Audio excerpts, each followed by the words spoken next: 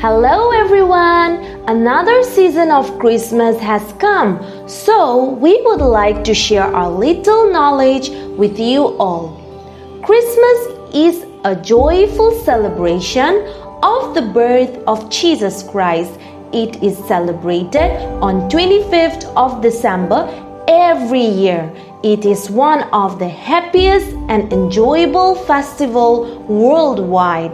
Christmas reminds us about the unconditional love of God towards us. 2000 years ago, a child was born in Bethlehem from Joseph and Mary. He was named Jesus. His birth was a God's miracle. Jesus was sent from heaven by God to save mankind and to give them eternal life.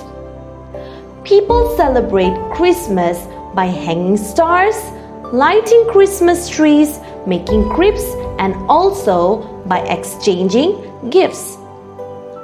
When we celebrate the birth of Jesus, let's make sure that He is born not only in the cribs but also in our hearts.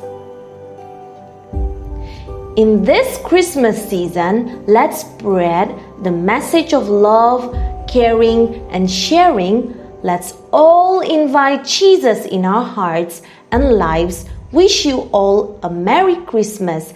Thank you.